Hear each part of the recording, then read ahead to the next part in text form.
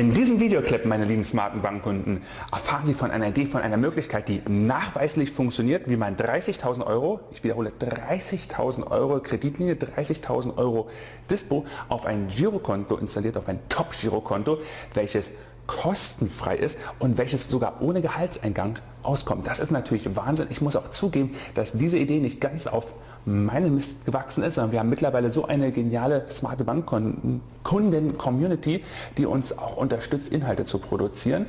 Und das, was da passiert ist, das hören wir uns nach dem kleinen Trailer an.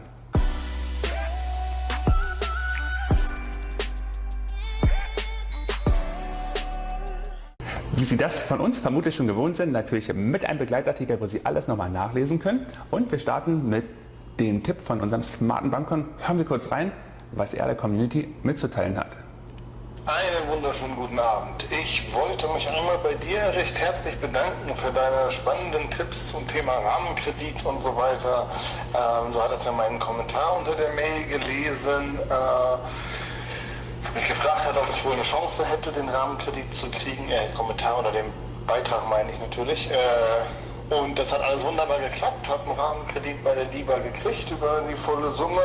Und auch die DKB hat gerade erst mein Limit erhöht. Jetzt habe ich dort eine sehr angenehme Reserve. Das ist ja auch Teil deines Programms so gewesen. Hat wunderbar alles geklappt. Ja, ist schön. Danke für deine Tipps, die du immer so schön zur Verfügung stellst, wie man das am schlausten macht.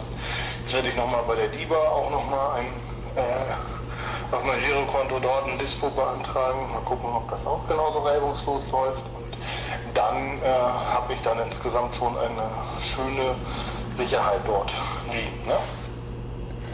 Um was es genau geht, da steigen wir jetzt in diesen Artikel ein. In welchen Fällen, bevor ich Ihnen genau zeige, wie Sie diese 30.000 Euro auf Ihr Konto rauf installieren als Kreditlinie, müssen wir noch ein bisschen was zur Sicherheit sagen. Für wen ist diese Strategie überhaupt sinnvoll? Sinnvoll ist es für alle die Leute, die bereit sind, ein neues Girokonto zu öffnen. Wenn Sie es sowieso brauchen, dann bitteschön soll es auch ein Top-Girokonto sein. Mehr zum Girokonto sehen Sie auch in anderen Clips, da geben wir jetzt einfach mehr Gas. Es ist natürlich auch interessant für Leute, die gerne eine große Kreditlinie sich erarbeiten wollen, installieren wollen, um künftig finanziell einfach flexibel zu sein. Das kann gerade dann wichtig werden, wenn Sie in Ihrem Leben Veränderungen anstehen. Wenn Sie zum Beispiel Ihr Beruf wechseln, wenn Sie umziehen, wenn Sie sich vielleicht selbstständig machen. Das, um welche Kreditlinie das hier geht, das ist einmal eingerichtet, sie bleibt Ihr Leben lang erhalten. Das kann nämlich gerade bei lebensverändernden Situationen super gut sein, wenn man sich die einrichtet, wenn man gerade in einer Phase ist mit einer sehr guten Bonität und wenn Sie Existenzgründer sind, denn das wissen Sie wahrscheinlich schon, ist die Bonität erstmal, darf man neu anfangen aufzubauen.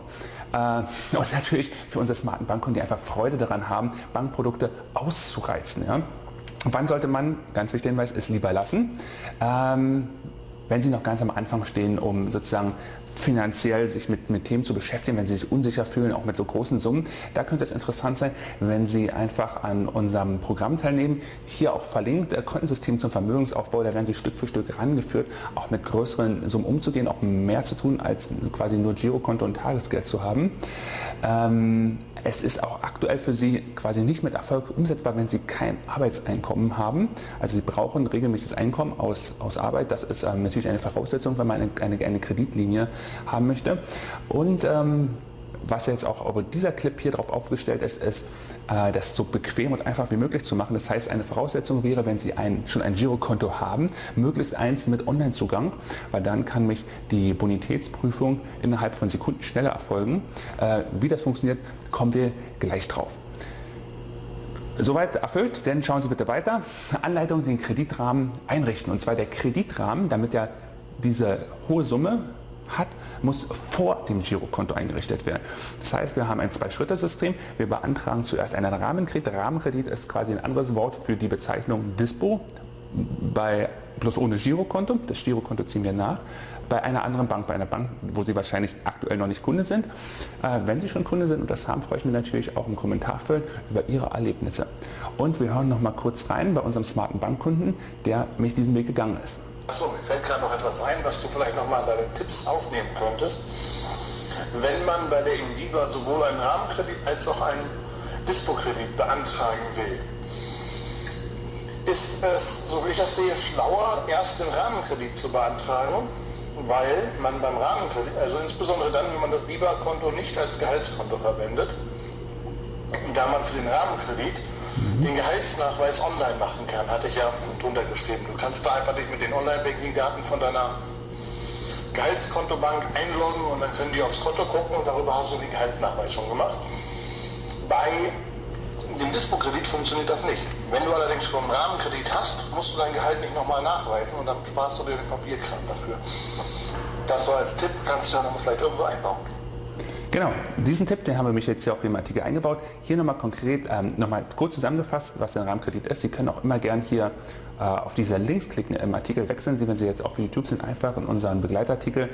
Dann sehen Sie natürlich hier die ausführlichen Anleitungen, die wir für Sie produziert haben, wo es dann auch Schritt für Schritt Sie durch Antragsprozesse bei der Bank durchgeführt werden. Das ist schon wichtig, damit Sie quasi nicht unterwegs auf der Strecke liegen bleiben und vielleicht ein Kreuz an der falschen Stelle setzen. Also zuerst wird der Rahmenkredit beantragt. Den Link dazu finden Sie natürlich auch im Artikel. Dann erlauben Sie der Bank auf Ihr Gehalt-Girokonto rauf zu gucken. Also im Antragsprozess kommt dann halt die Frage, die Möglichkeit, ob das erlaubt ist. Dort geben Sie dann Ihre Kontodaten an. Der Bankcomputer schaut rein, sieht natürlich Ihren Gehaltseingang, sieht natürlich auch die Umsätze, die Sie tätigen, stellt die Bonität fest und im besten Fall kriegen Sie sofort die Maximalsumme von zuerst 25.000 Euro für diesen Rahmenkredit. Wie wir auf die 30.000 Euro kommen, dazu gleich später mehr. Wenn Sie aber jetzt kein Online-Banking haben oder sich da nicht ganz so wohlfühlen, dass die Bank automatisiert reinguckt, es gibt auch die Möglichkeit, ist weniger bequem, dass Sie die Gehaltsnachweise in Kopie, in Papierform mit der Post einreichen. Das wäre auch möglich. Hier habe ich Ihnen noch so ein Foto reingesetzt, mal vom Online-Banking. Nutzen Sie die Gelegenheit, wenn der eingerichtet ist. Übrigens die Herausforderung, den einzurichten, Sie sehen es auch, wenn Sie in dem Video etwas zurückgehen, die wir schon veröffentlicht haben, die Herausforderung ist gar nicht so groß, weil wenn Sie 25.000 Euro an Kredit bekommen und Sie zahlen ja nur dann dafür, wenn Sie ihn wirklich nutzen. Wenn Sie den beantragen und nutzen ihn nichts, hat es Ihnen nichts gekostet. Sie haben einfach die Möglichkeit, ihn zu nutzen. Wenn Sie ihn aber 30 Tage lang nutzen, in einer vollen Summe von 25.000 Euro, kostet es beim aktuellen Zinssatz Ihnen 121,46 Euro. Das heißt, in Ihrer Haushaltsrechnung muss die Bank nur feststellen, dass Sie jetzt bei der Schufa nicht viele rote Einträge haben, also das muss in Ordnung sein, muss man ganz ehrlich sagen. Aber denn in der Haushaltsrechnung brauchen Sie nicht viel mehr als 121 Euro übrig haben im Monat, um quasi die laufenden Zinsen bezahlen zu können. Das war der kurze Einstieg. Wenn Sie die 25.000 Euro bekommen haben, Sie können natürlich auch entsprechend weniger, aber wir gehen jetzt mal in unserer Smart Bank Community aus, wir setzen mal oben an. Dann nutzen Sie ruhig die Zeit, das mit dem Online-Banking vertraut zu machen, mal einzuloggen, mal eine Überweisung zu machen. Zahlen Sie sich ruhig mal das Geld aus, vielleicht sogar komplett auszahlen. Sie wenn Sie am selben Tag wieder einzahlen, hat es auch keinen Zins. Zinsen werden, das wissen Sie vielleicht, immer über Nacht berechnet bei einer Bank. Ja, wenn Sie morgens auszahlen und am Nachmittag wieder einzahlen, dann war das zinsfrei für Sie. Testen Sie es aus, warten Sie ein bisschen ab. Punkt 4 ist dann das Girokonto beantragen. Es gibt natürlich zwei Möglichkeiten. Sie können einmal sich abwarten, bis die Bank für Sie so eine Cross-Selling macht. Ne? Sie haben jetzt einen Rahmenkredit, haben schon mal getestet und so weiter. Die Bank wird Ihnen vielleicht vorschlagen, noch ein anderes Produkt zu benutzen. Dann steigen Sie natürlich auch in der internen Rating der Bank. Also auch jede Bank bewertet natürlich ihre Kunden. Ne? Das müssen Sie auch machen, weil Sie sich ja weiterentwickeln wollen. Steigen Sie, wenn Sie ein zweites Produkt dazu nehmen, natürlich auch noch auf, gerade beim Girokonto. Sie können aber auch hier über unsere Links gehen, die wir im Artikel haben. Aktuell gibt es ja diese Neukundenprämie mit 75 Euro. Das wechselt mal, je nachdem, wann Sie das Video sehen, ist mal mehr, mal mehr, eigentlich weniger. Es war neulich noch 50 Euro. Gehen Sie einfach denn hier auch über den Link, klicken Sie darauf. Sie kommen dann direkt auf die Seite, wo es diese Prämie gibt. Fangen Sie an, den Online-Antrag auszufüllen und dann ist die Frage, sind Sie schon Kunde, ja oder nein? Kreuzen Sie natürlich ja an, dann sparen Sie sich den Prozess der Legitimierung nochmal. Ne? Sie loggen sich dann mit Ihren Kundendaten ein und dann geht der Prozess weiter. Aber so ist auch sichergestellt, dass Sie dann diese Prämie bekommen, obwohl Sie schon Kunde der Bank sind. Sie sind aber Kunde bei der Bank mit dem Rahmenkredit und die Prämie gilt für Girokonto, fürs erste Girokonto. Also von daher können Sie ruhig schon andere Produkte der Bank wie den Rahmenkredit haben und kriegen trotzdem die Prämie. Haben wir für Sie rausgefunden. Und dann ist fertig. Dann ist geschafft. Achso, im Antrag vom Girokonto, da geben Sie den Wunsch für ein Dispo ein. Und was super toll natürlich ist, dass ja der Rahmenkredit schon besteht. Das heißt, die Bank hat vor kurzem erst ihre Bonität gecheckt, weiß, was ihr Einkommen ist, weiß, was ihnen sozusagen zutrauen kann und gibt also beim Rahmenkredit sind die 25.000 € recht einfach. Beim Girokonto, beim Dispo ist es so, dass maximal das Dreifache vom Nettogehaltseingang ist. Das weiß die Bank natürlich entweder, wenn sie es bei Papierform eingereicht haben oder wenn sie natürlich dem Bank Zugriff gegeben haben auf den Bankcomputer über die Login-Daten. Maximal 10.000 €. Und das heißt, wir kommen auf 35.000 maximal jetzt für richtig Gutverdiener, die auf einem Girokonto das als Kreditlinie raufbekommen.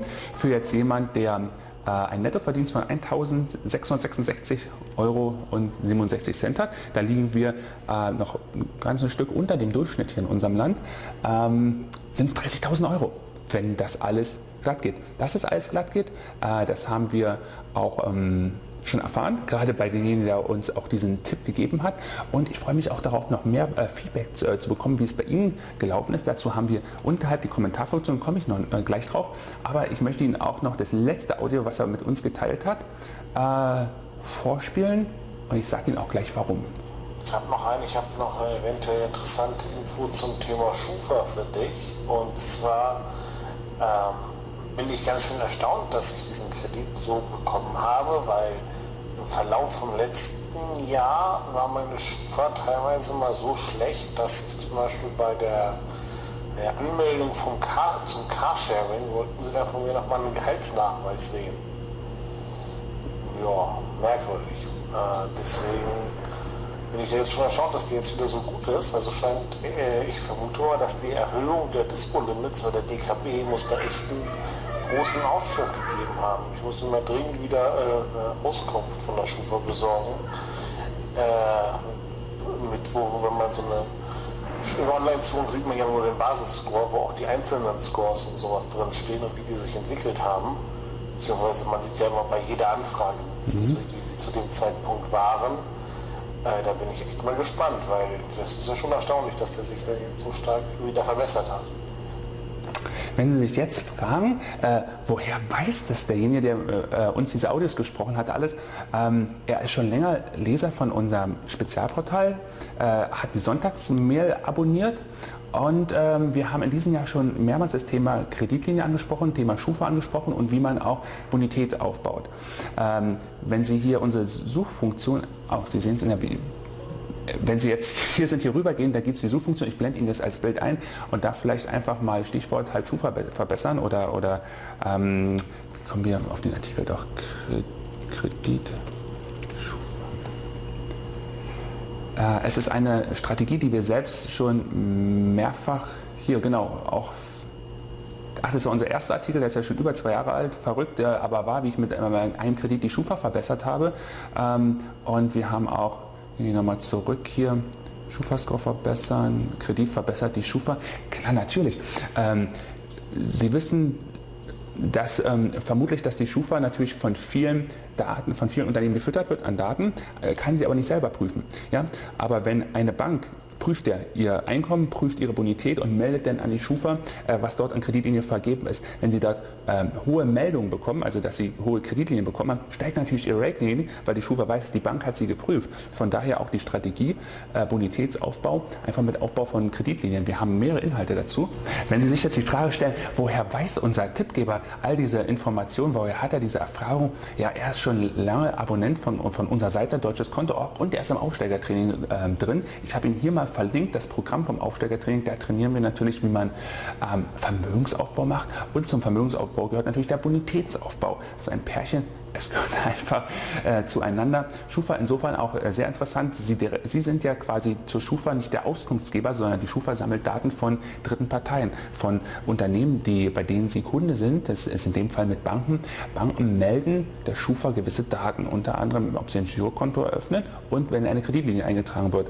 Und Sie können sich natürlich vorstellen, jemand, der eine Kreditlinie von 100 oder 1000 oder 5000 € hat lange quasi nicht diese Bonitätsbewertung für jemanden, wo drin schon die Bank meldet, ich habe dem Kunden 30.000 € an Kreditlinie eingeräumt. Und das ist eine Strategie, ein kleiner Ausschnitt daraus, wie man seine Bonität aufbaut. Mehr natürlich im Trainingsprogramm. Da sind Sie natürlich noch stärker vernetzt mit smarten Bankkunden und die auch ein Stück weiter nach oben wollen. Das nur mal hier am Rande. Den großen Button habe ich natürlich reingesetzt. Hier geht es dann rauf auf zur Bank, zur Beantragungsseite. Und wenn Sie da Hilfe, Unterstützung brauchen, wir haben, das kennen Sie hier, unsere Kommentarfunktion, Hilfe und Feedback. Mein Team und ich stehen bereit, wenn Sie Fragen haben, Ihnen über die Kommentarfunktion weiterzuhelfen. Gerne auch nutzen Sie die, wenn Sie selber was dazu beitragen können, so wie unsere Auskunftspersonen hier, einfach da Ihre Erfahrung über die Kommentarfunktion posten. Und wenn Ihnen dieser Videoclip gefallen hat, dann bitte ich bei YouTube einen Daumen nach oben. Bei uns, das ist hier die Sternchenbewertung, das haben Sie vielleicht schon gesehen, können Sie natürlich, ich freue mich hier immer über 5 Sterne. Das ist auch, warum ich quasi hier vor der Kamera für Sie sitze und diese Inhalte produziere. Es wird ja zuerst produziert der ganze Artikel, aber bevor ein Artikel entsteht, das zeige ich vielleicht mal einen Videoclip, was da alles für eine Vorarbeit auch geleistet wird. Zum Schluss ist dann der Videoclip dran, der dann hier eingefügt wird für die Leute, die zwar gerne den Artikel lesen oder vielleicht auch nicht so gerne lesen und sich das per Video nochmal erklären lassen wollen. Also, vielen Dank, dass Sie dieses Video bis zu Ende gesehen haben. Sie dürfen sich schon auf 2 Dinge freuen. Einmal, wenn Sie wollen, nächsten Sonntag mit dem nächsten Video. Und natürlich, das zweite, die Umsetzung. Packen Sie es an, gehen Sie es um, nehmen Sie Ihre eigenen Finanzen mehr in die Hand, packen Sie die und fügen Sie zu einer positiven Kraft in Ihrem Leben und lassen Sie gerne uns, auch andere dann teilhaben über die Kommentarfunktion. Dann vielen Dank und bis nächsten Sonntag.